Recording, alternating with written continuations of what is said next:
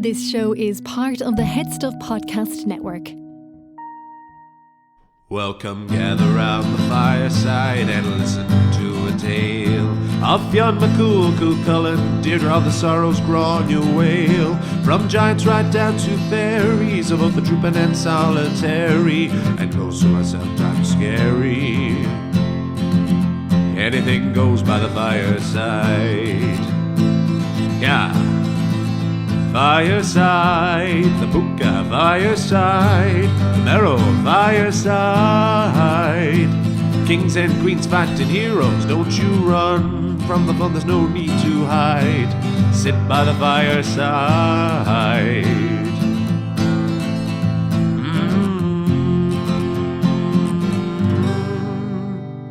Fireside.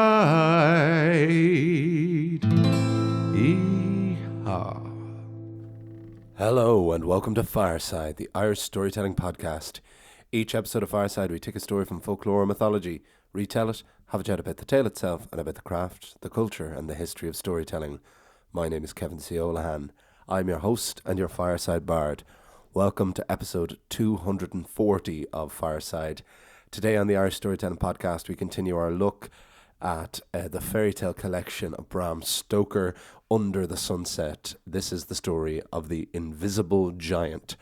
But before we crack down, it's wonderful to be recording with you again. I am recording this down in the Midlands in the county of Longford, as regular listeners know, because I did record a couple of episodes of this from here last year. This is a house, an old farmhouse down in Longford, that I have been using this last winter and this winter as a winter caretaker of sorts, as a retreat for writing, which I've been immensely grateful to have. I've never had a dedicated writing space in my own space like this, of total seclusion and peace, and it's fantastic. So it's great to be recording from here. I'm driving up and down to Dublin a lot at the moment. I'm in rehearsals for a workshop for a show, and I'm actually recording this 18 minutes before my birthday. So it's really nice to be doing a thing that I love so much as I enter the beginning of a new year. All the usual ways you can support the podcast before I forget. You can follow me over on Instagram at FiresideBard. You can email me at thefiresidebard@gmail.com. You can buy my book, Garden Sea, A Neo-Myth of Home, directly from the Head Stuff website or from Amazon on Kindle. We can ship the book anywhere around the world. You can also subscribe to Headstuff Plus at headstuffpodcast.com, where for as little as €5 a month, although you can pay more if you want. You can gain access to bonus material, not just for Fireside, but for all of the podcasts on the Headstuff Podcast Network. So to get on to the story for this week, I've been really enjoying this collection, this Stoker collection, and this biography of Stoker that I read, Something in the Blood, which I just saw as if we're in Hodges and Figgis, and it was just out. I wasn't looking for it. I just saw the cover, and it was one of those cases in a bookshop where just something seems to be calling to you, and I'm so glad it did, because not only did I adore this book so much and love learning about this writer and this Irishman that I ultimately knew relatively little about apart from Dracula, it also led me to this work, which gave me this collection of original fairy tales, which was a way for me to get back into the podcast after an extended and unexpected and unwanted break. So, and as I keep researching and adapting these stories, I love this very, very strange and very original world that Stoker has built, drawing from so many different sources, but also drawing from different sources to create something individual quite early on in his writing career. And this was a book, Under the Sunset, that was not at all a success. I mean, it's very hard to find copies of it. The only copy I was able to have was on my Kindle, because editions of it are hard to find and expensive, and usually like used, and very, very, very hard to get new editions of it, because I imagine it's been out of print.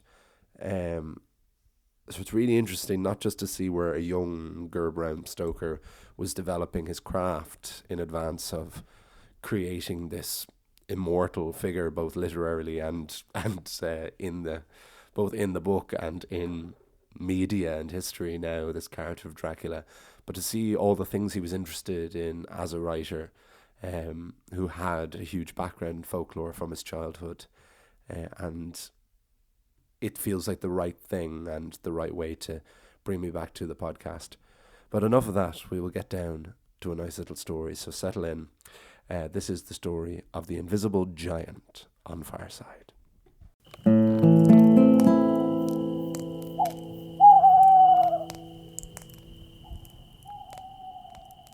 The Invisible Giant.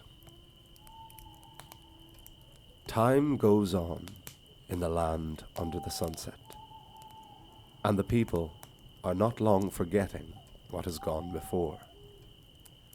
King Zephyr, the Rose Prince, who slayed the giant and filled the land with peace and prosperity, was long dead, and no roses filled the streets of the city anymore. In fact, as the name of the Rose Prince faded, so too did belief in giants. Either people believed there once were giants, or didn't believe they ever existed. But all were in agreement that there certainly weren't any giants under the sunset today. The angels who guarded the portal under the sunset wept for the mortals. But like the giants, the people did not see the angels. They mistook angelic tears and cries for rain and thunder. But there was still one who was wise enough to know better. Wise enough, in fact, to know that he didn't know everything. His name, curiously, was Know-All. But he was no know-it-all. He was an old man with a long white beard who lived alone in a house made of great stones. Know-All felt great sadness that innocence had been corrupted by intelligence that circled back around to ignorance. There was a child in the city under the sunset named Zaya. Zaya's mother had died when she was very young, and the young girl spent all her time alone picking flowers. She saw great beauty in arranging them. She would have reminded people of the Rose Prince. Perhaps Zaya was the descendant of Prince Zephyr himself. But nobody thought that, because nobody remembered. The only companions Zaya had were the birds who she fed with discarded seeds, nuts, and insects she found while tending her flowers. The other children mocked her for this. They said Zaya wished she was a bird herself, and they called her Big Bird as an insult. But Zaya took it as a compliment. She loved the birds. Who would not want to be one of them? One day Zaya was feeling particularly sad with memories of her mother. They had lessened in the years since she passed, but there would always be bad days. Zaya usually took comfort in the birds, but on this day, the birds had all disappeared. Zaya searched the sky for any sign of her friends. She looked as far off into the distance as her mortal eyes would allow. Far off from the city, she saw something. But it wasn't a bird. It wasn't a bird at all. In the distance, Zaya saw a colossal shadow. She initially thought it was an oncoming storm, but she had never seen a storm like this. Large as it was, it still had the shape of a man. A gigantic man wrapped in a cloak. "A giant!" Zaya cried. "The giants are back! The stories are true!" The more she looked, the clearer the giant appeared to her. Zaya ran to the town square and stood on the fountain. "Everyone, look! There's a giant marching towards the city!" The townspeople looked, but they did not see anything. Big Bird's gone mad, a nasty boy said. Maybe we should lock her in a cage, said another. She'd probably like that. Zaya began to cry. She was so frustrated that no one would listen to her. How could they not see what she saw? But the girl did not despair for long. Instead, she ran from the city walls towards the moving giant. He was moving so slowly it was difficult to tell he was moving at all. But he was. And the giant was moving directly forwards towards the city under the sunset. When she finally reached the great Leviathan, Zaya cried out, "Giant! Giant! Please don't destroy the city. There are many innocent people there who will die. Please turn around. Please!" But the giant did not seem to see or hear Zaya. If he did, he didn't care. But someone else did hear the cries of the young girl. The wise old man, Noel, heard the screams from his home.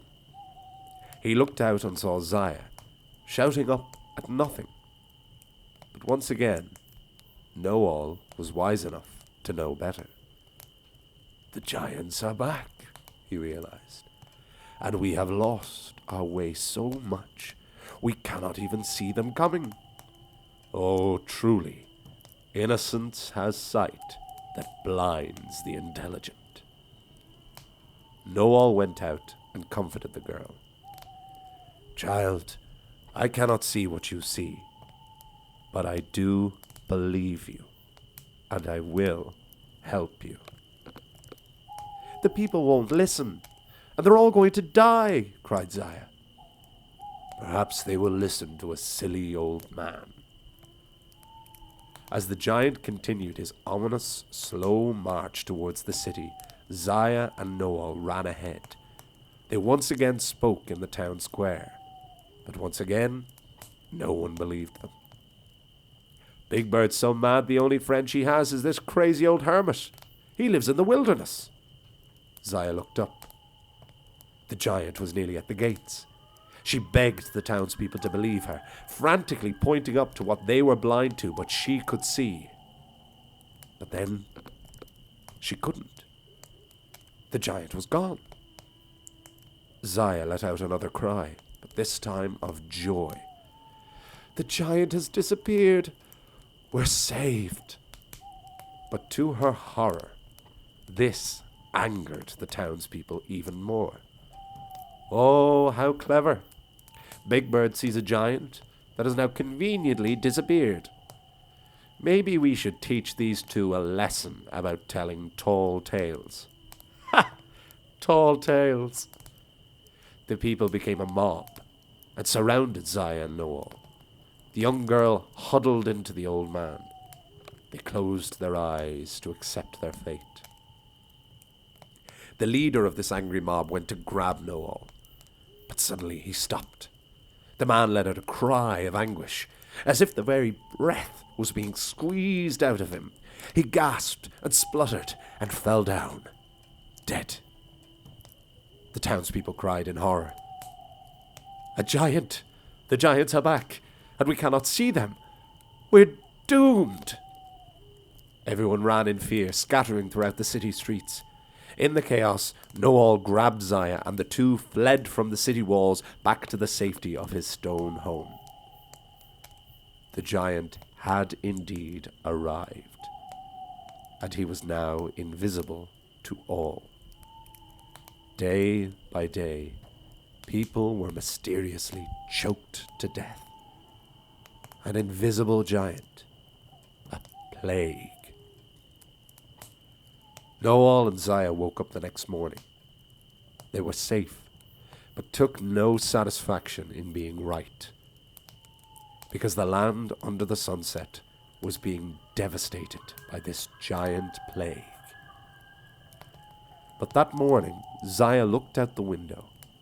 To her great joy, when she needed it the most, all of her bird friends had reappeared, and they had brought food for her for her and Noel to eat.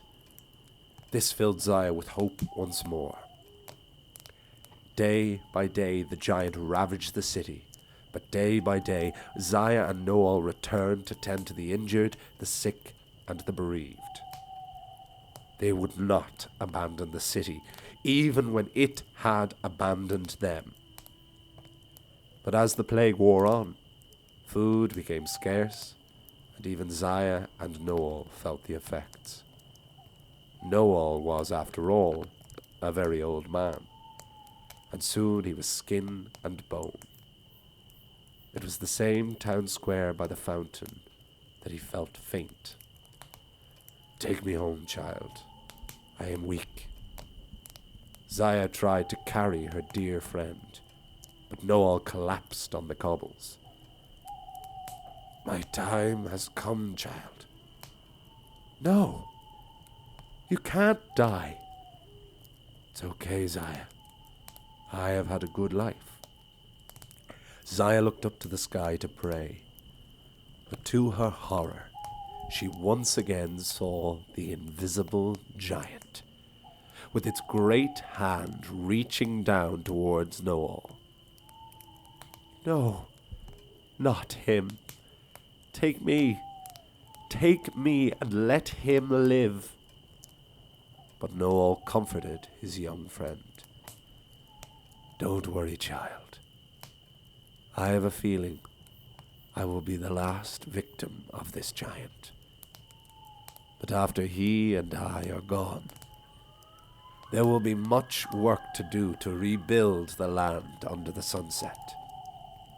But they will have you." Zaya hugged the old man as the giant's hand reached his body, and Noel died. And in this instance, Noel did know all, because the giant turned around and began to walk away from the city. Further and further he went, until not even Zaya could see him. He faded into the distance, into memory and myth. But as he walked away, Zaya could swear she finally heard the giant speak. "Innocence and devotion have saved the land under the sunset." The end.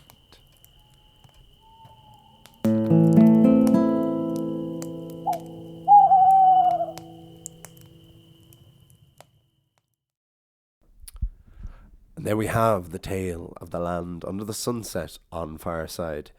This is probably my favourite so far of the Stoker collection, because this was one of those tales that they don't happen too often, but every so often I'll be researching a story and I usually read it a couple of times, and then try to write my own version as much from memory as possible, and don't try and look back on sources, and I usually see if it's a test of how instantly a story can connect, and then to just let my imagination, to get the blocks and the bones in of it, and then let my imagination fill in the gaps to tell my own version. But this was a story that I only had to read once. I read it once and then wrote up some notes on it, some bullet points on it, and then just went away. And that's really testament of how immediately the story was able to grab me, and I hope you found it like that as well. And it's just this image. Giants are, of course, this stock staple of folklore and fairy tales, and they don't appear too often in Irish folklore. They're much more present in other countries' folklore. Our giants tend to be good things. We have, obviously, Fionn McCool becoming a giant. Becoming a giant is more or less a reward in Irish mythology. They say that the gods, the mortal heroes, became giants from the faith and the devotion they received, and the mortal gods became fairies from losing that same faith and devotion. So the gods grew smaller and the mortals grew bigger, which is this lovely parallel that I've always loved. But in this case, we have much more of a stock giant, one that is hard to even fit into the vision, one wrapped in cloak. And Stoker wrote these stories obviously with an angle, you know. They're very Victorian, and again, these are written for children, Victorian children, to be fair, yes, which were treated with a lot less subtlety and sensitivity. But still, this is a story for children, but there is very much a moral that pervades these stories, and there has been a somewhat Christian allegory for the first couple of stories of The Rose Prince and the title story Under the Sunset. But here, the angle seems to be more, and certainly this is what I took to it and put into my version, of the seeing is believing, and how quickly we forget our past. And if something hasn't happened in a while, we feel like it won't ever happen again. And it is the very few people who have either been long enough to remember when this thing happened before, to know that even if it hasn't happened in their lifetime, the fact that it happened before means that it very well could happen again. And history has proved this time after time. It doesn't matter what you believe in, who you believe in. And that is a very core concept that I think rings very true, certainly at the moment, as we have constantly been watching history repeat itself. But of course, that's not what our focus is. Our focus is on the ones who can see, and those are portrayed in two characters in Know All. The character names in this are wonderful. I want to find out more about where Stoker got these character names from, because they're quite unusual. Certainly for a man steeped in Irish folklore. Know All is wonderful, and Zaya, but before we had like Prince Zephyr and King Mago and the wonderfully named Sartorius, one of his courtiers. So there's a great originality, and I want to find out where he drew his name sources from. But in this case, our hero is Zaya, who represents the innocent, the one who was lost her mother, and has no one for comfort except for birds and flowers. And then Know All, this hermit who lives alone outside of the city walls. And I love that Zaya can see this due to her innocence, and that even though Know All can't, he knows that this could be believed, and to believe the young and the innocent, which, you know, is a very Roald Dahl thing of how adults never listen to children. And then, of course, we have the giant becomes metaphorical as he reaches the city walls. We have this almost revelation that the giant, this invisible giant, is a plague devastating the city, and it becomes both folklore and reality at the same time. It still remains a giant, but a giant only one person can see, and not even always. But to everyone else, it is the effects of a plague, the idea of, and like Bram Stoker's mother grew up in cholera. Stoker himself was incredibly sick. He was bedridden for his early years. He knew a huge amount about illness and sickness, and his mother would have had early memories of the famine, even in Ireland. So we have this plague that sweeps the land under the sunset because people became so lured in by their own prosperity that they forgot that plagues had ever happened before. But of course, as in all great stories, the heroes do not abandon the ignorant, even after they try to kill them, basically, this innocent old man and young girl. And still try to tend to the sick and the bereaved of the recently dead. But then we have this very poignant ending of Know All dying and Zaya offering herself in his place. In the original story, Zaya offers her soul and her life to the giant when she first encounters it to save the souls. I decided to save that so that it was more specific. Perhaps you could argue something had been lost, that she was always that selfless, but just to give more of a growth to it, that this is the moment that ends this plague, is the idea of attempting to give your life for another. And it restores this hope to the land under the sunset that has lost all memory of hope, and to continue, and continues and concludes with this idea that as long as there is one soul who is either wise or innocent enough or naive to believe that there can be hope, then all is not lost. And that might sound hackneyed and cliched, but it is true, and I found some kind of courage and reinforcement in that. But as always, please do let me know your thoughts. Next week we have another wonderful one. It'll be next week. I'll probably release them both on the same day. I might record it now, I might record it in the morning, which will be the story of the Shadow Builder, which continues to just grow this world under the sunset. I love that they each connect to each other. They all very much exist in the same world, like Discworld, but also like Discworld, they're very much their own isolated stories.